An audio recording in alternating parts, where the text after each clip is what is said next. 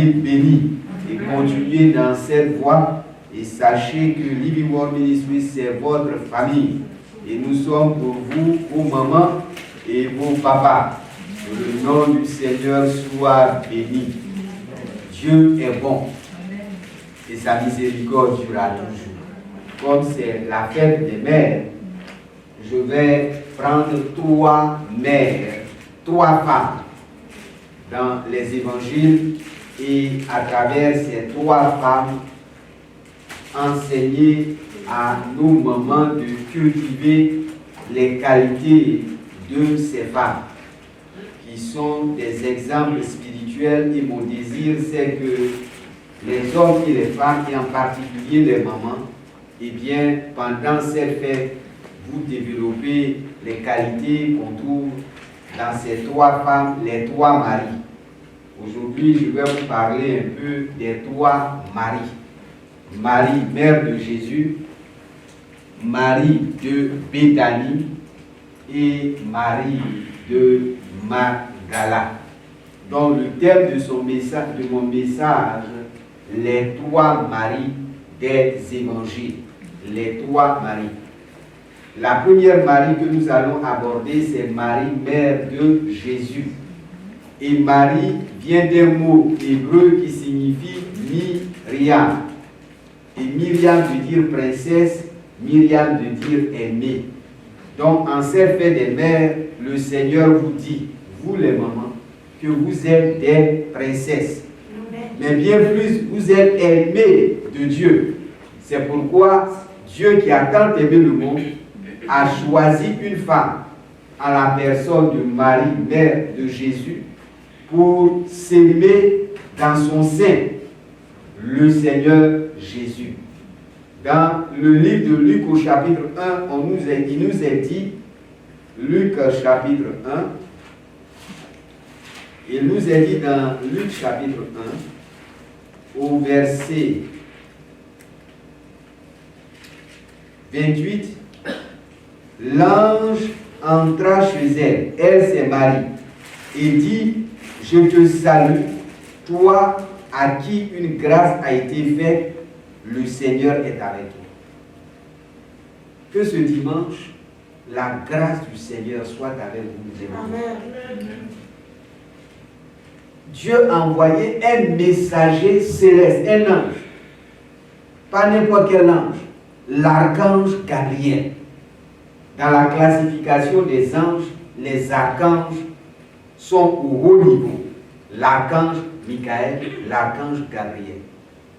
Dieu a délégué cet ange pour venir dire à une femme que Dieu lui fait la grâce. Une grâce t'a été faite. Le Seigneur est avec toi. Toi, maman des États-Unis qui me suis, même si tu te sens seul, abandonné, incompris et rejeté, la bonne nouvelle en cette fête des mamans, c'est que le Seigneur est avec toi. Amen. Et parce qu'il est avec toi, il ne va pas t'abandonner, il ne va pas te délaisser. Tu as du prix à tes yeux. Et le Seigneur veut que tu trouves ta sécurité dans son amour. Les choses de ce monde ne peuvent que te donner une sécurité superficielle et passagère. Mais l'amour de Dieu te donne la vraie sécurité. Donc l'ange arrive chez Marie et lui délivre le message de Dieu. L'ange lui dit, ne crains point, Marie, car tu as trouvé grâce devant Dieu. Mais pourquoi parmi toutes les femmes de la terre? Toutes les femmes de la tribu de Juda, parce que Jésus devait venir de la tribu de Juda, selon les prophéties. Mais il y avait plein de femmes à Juda, de la tribu de Juda. Il y avait plein de jeunes femmes qui étaient vierges. Mais pourquoi Marie?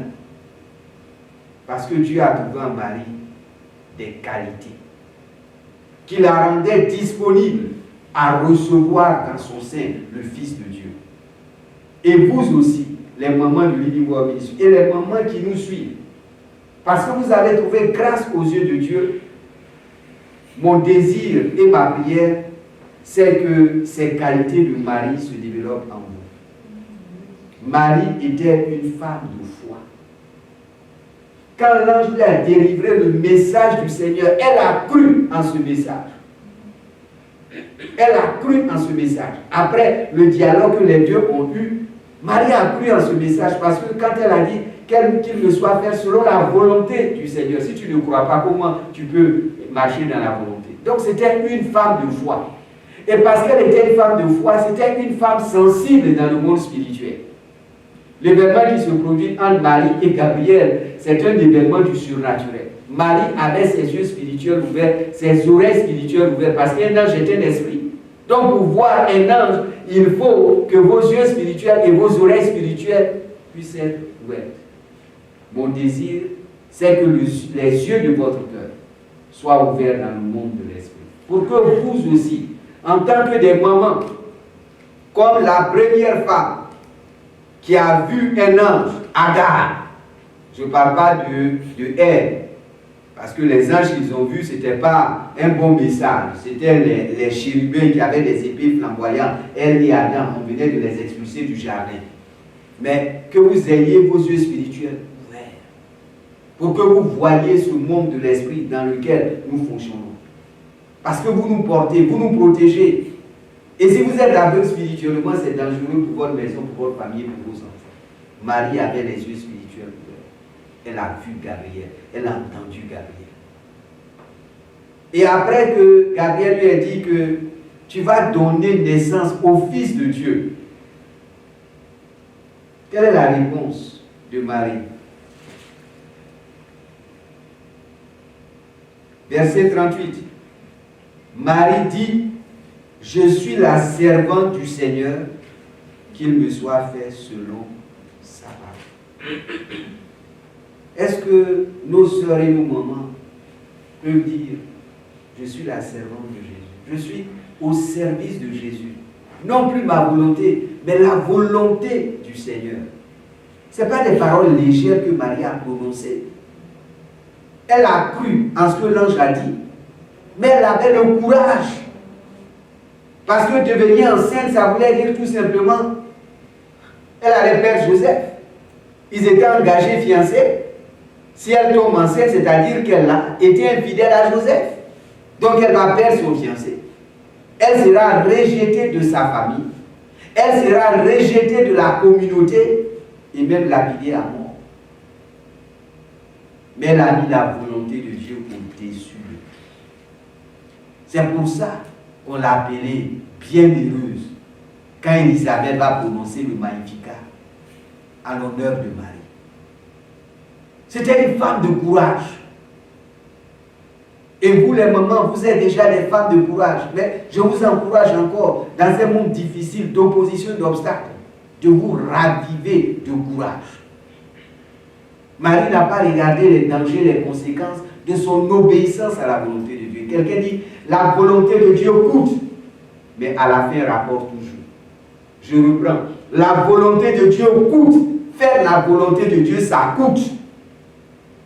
Mais à la fin, ça rapporte beaucoup.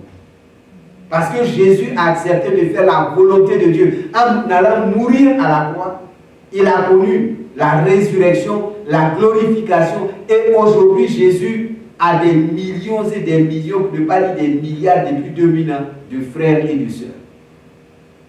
C'est un grand investissement. Quand ce dimanche, je la fais des mains, tu as ce cœur de faire uniquement la volonté de Dieu. Même si ça doit te coûter. Parce que Dieu ne se trompe pas. Pour parler comme les Ivoiriens, Dieu ne t'a jamais pour tout. Quand il te dit fais ma volonté, il y a une récompense après. Et Satan va te montrer toujours que la volonté de Dieu est dure, c'est impossible, c'est ignoble, etc. Mais comme Marie fait la volonté de Dieu, quelles que soient les conséquences, et tout ce dont elle pouvait avoir peur ne s'est même pas manifesté. Dieu a visité Joseph, qu'il a accepté et qu'il a pris avec lui. Et la suite, on la connaît. C'était une femme de foi, une femme obéissante à la volonté de Dieu et une femme courageuse. La deuxième Marie, c'est Marie de Béthanie, qui est la sœur de Lazare et la sœur de Marthe. Allons dans Luc au chapitre 10. Toujours dans le même évangile de Luc. Luc 10, à partir du verset 38 jusqu'à 42. Comme Jésus était en chemin avec ses disciples, il entra dans un village et une femme nommée Marthe le reçut dans sa maison. Elle avait une sœur nommée Marie, deuxième Marie, qui s'étant assise aux pieds du Seigneur, écoutait sa parole. Ok? Verset 41. Le Seigneur répondit à Marthe, Marthe, Marthe, tu t'inquiètes et tu t'agites pour beaucoup de choses. Une seule chose est nécessaire. Marie a choisi la bonne part qui ne lui sera point ôtée. Mes soeurs, les mamans, choisissez la bonne part. Amen. Et cette bonne part, c'est la parole de Dieu. Jésus est la parole. Marie a accepté cette parole. Marie s'est assise au pied de cette parole. Marie s'est laissée inonder par cette parole. De sorte qu'elle était capable de toucher le cœur de Jésus. Quand vous allez dans Jean au chapitre 11, quand Lazare est mort et que Jésus est venu, Marthe a parlé à Jésus. Jésus n'a pas pleuré. Mais quand Marie a dit la même chose à Jésus, il a dit, et Jésus pleura. Comment Marie est arrivée à cette dimension spirituelle? Parce qu'elle a choisi la bonne part. La bonne part, c'est la parole de Dieu. Que ce livre de la loi ne s'éloigne pas de ta bouche, maman. Médite-la jour et nuit. C'est alors que tu auras du succès, de la réussite dans toutes tes entreprises. Serre cette parole dans ton cœur, en cette fête des mères. Parce que dans cette parole, il y a la vie, il y a le succès, il y a la protection, il y a la guérison, il y a la gloire. Et Jésus a dit, ne t'ai-je pas dit que si tu crois, tu verras la gloire de Dieu. Marie savait choisir la bonne part. Et vous les mamans, vous avez choisi la bonne part. Vous avez choisi Jésus. Vous avez choisi le chemin, la vérité et la vie. Vous avez choisi la parole faite chair, le logos fait chair. Et personne ne pourra vous ôter de cela. Mais Marie allait encore plus loin. Elle aimait la parole. Elle était assise au pied de Jésus. Dans Jean 12. Allons dans Jean chapitre 12.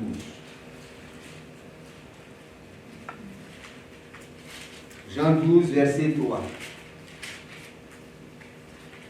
Jean 12, verset 3. Marie ayant pris une livre d'un parfum de nard pur de grand prix, oignit les pieds de Jésus et elle lui essuya les pieds avec ses cheveux et la maison fut remplie de l'odeur du parfum. Marie avait cette communion, cette relation tellement profonde avec Jésus qu'elle avait perçu que Jésus allait être crucifié. Et elle manifeste ce qu'on appelle la générosité, la libéralité envers Jésus. Elle va parfumer son être. Non pas avec n'importe quoi, quelque chose lui coûte, quelque chose qui a du prix. C'est un parfum de grand prix. Il est même dit que le prix de ce parfum, c'était le SMIC au temps de Jésus, une année de salaire. Le SMIC, elle a donné cela à Jésus. Le fruit de ses économies, elle a tout donné à Jésus. Parce qu'elle aimait Jésus. Elle était généreuse envers Jésus. Elle était libérale. Mes soeurs et les mamans, et vous qui nous suivez online, que cette fête des mères soit une occasion pour vous d'être encore généreuse. De donner à Jésus ce qui vous coûte. On ne donne pas à Jésus, comme on dit en anglais, le leftover. On donne le meilleur, ce qui a du prix, ce qui nous coûte. Et c'est ce qu'elle a fait. On l'avait raboué. Judas et sa bande ont dit, mais pourquoi ce gaspillage, etc. Jésus a dit, ne faites pas de la peine à cette femme. Partout où la bonne nouvelle du royaume sera prêchée, on va la mentionner. Que tout ce que tu fais aujourd'hui en cachette, en secret, pour ton Jésus, ça sera un jour déclaré.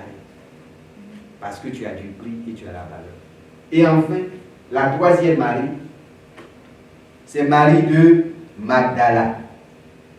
En français, on l'appelle Marie-Madeleine. Mais en fait, elle vient de la ville de Magdala. Et il y a une tradition fausse sur elle, disant qu'elle était la prostituée. Non, elle n'est pas la prostituée. Nous verrons la description qui est donnée à Marie de Magdala. Et beaucoup de mamans, beaucoup de sœurs peuvent se retrouver en elle. Elle n'avait pas un passé glorieux, elle n'était pas prostituée, mais son état moral, mental et spirituel n'était pas glorieux. Mais un jour, lorsqu'elle a rencontré Jésus, les choses ont changé. Luc chapitre 8, verset 2, je crois.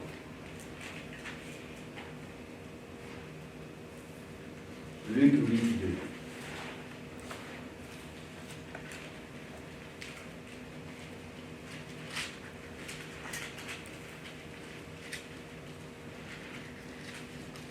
Les 12 étaient auprès de lui avec quelques femmes qui avaient été guéries d'esprits malins et de maladies. Ces femmes qui suivaient le Seigneur Jésus, qui à un moment donné ont commencé à suivre Jésus, c'était des femmes qui souffraient de la maladie et de l'oppression des démons. Combien de femmes aujourd'hui, en cette saison de Covid, n'ont pas contracté cette maladie ou n'ont pas contracté d'autres maladies?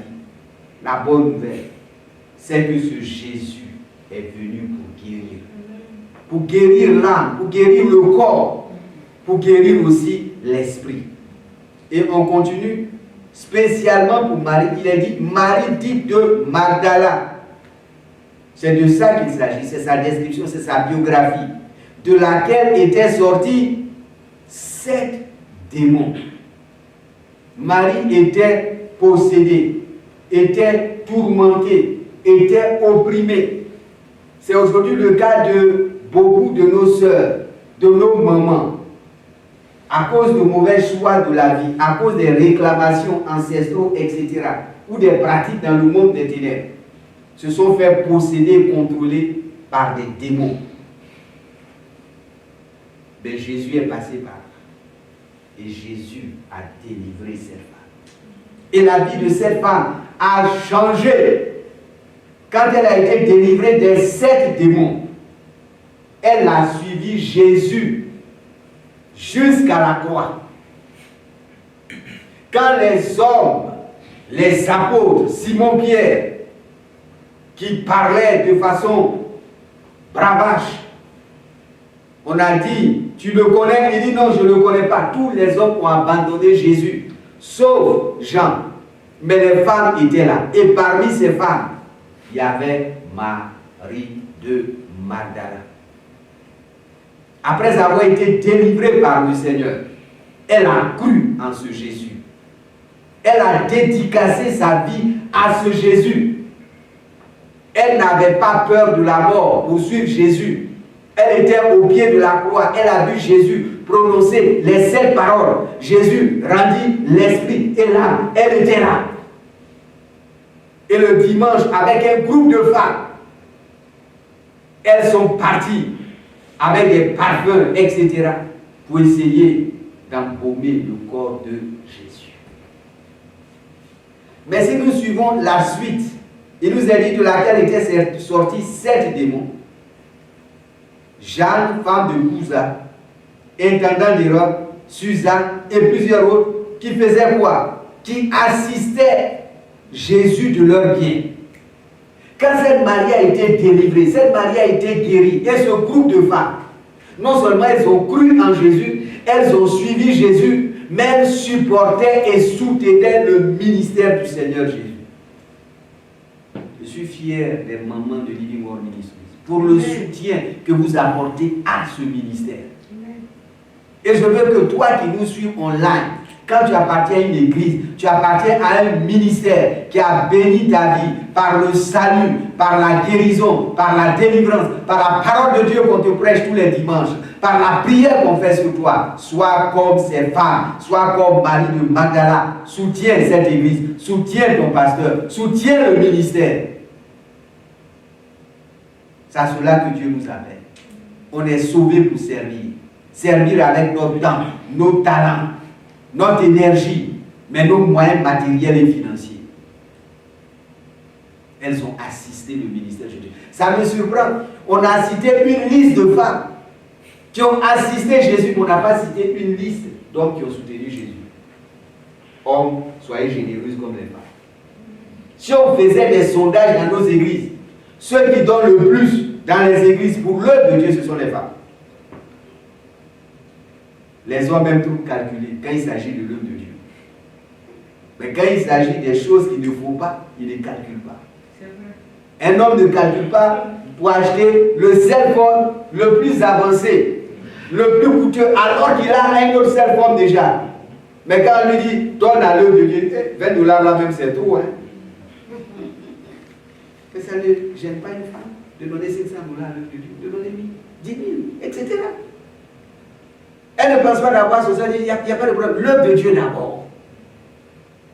Toi qui as l'église World Ministries, sois généreux comme Marie et les femmes qui suivaient Jésus.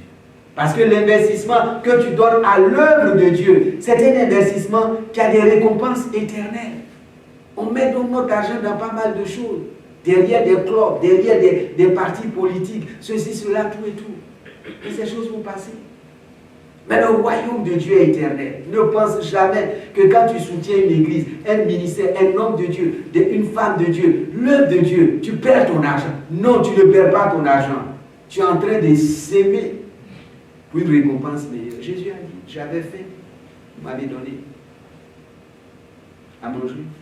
J'avais soif, vous m'avez donné à boire, etc. Toutes les fois que nous posons ces bonnes actions, le Seigneur remarque et nous paye en retour. Et Jésus a dit, celui qui donnera un verre d'eau en mon nom à un prophète aura quoi? Une récompense de prophète. Si ce verre d'eau seulement que tu donnes à un homme de Dieu, tu as une récompense, à plus forte raison. Quand tu es généreuse comme ces femmes qui marient de Magdala, ta récompense sera grande. Et elle ne s'est pas arrêtée là. Elle allait jusqu'au pied de la croix. Elle était là-bas, ce dimanche de Pâques, tôt le matin. Elle a eu la grâce et le privilège d'être la première personne sur la terre à voir Jésus ressuscité. Amen. Regardez un peu. Son passé n'est pas glorieux. 7 démons. Dans l'église, on chante dans toi 7 démons. Les gens vont toujours regarder pour contaminer. On a chanté 7 démons en elle, et son affaire de Dieu là, c'est sérieux, tout et tout. On a chanté 7 démons en elle. Comme la Bible dit, à celui qu'on aura beaucoup pardonné, cette personne va beaucoup plus aimer. C'est le diable qui aime nous rappeler notre passé. Mais il va passer par les hommes, il dit, bon, toi tu étais une prostituée, tu étais, comme les Ivoiriens disent, Djandjou, ceci, cela, tout et tout. C'est bon. Ça c'est ton passé. Que dit la Bible? Si quelqu'un est en Christ, les choses anciennes sont passées, les 7 démons sont passés. Ton passé de Djandjou, de machin, de prostituée, de tout n'importe quoi, de fréquenteuse, de bar, tout et tout, tout ça est passé. Dieu a fait passer ça en perte et profit, c'est terminé. Quand il te regarde, il ne voit pas ça et ne va jamais utiliser cela contre toi. C'est pourquoi la Bible dit dans Romains chapitre 12, Romains chapitre 8, verset, il n'y a désormais, non, Romains chapitre 12, il n'y a désormais plus de condamnation pour ceux qui sont en Jésus-Christ. Ton passé est passé. Quand Satan te rappelle ton passé, toi, il faut lui rappeler son futur.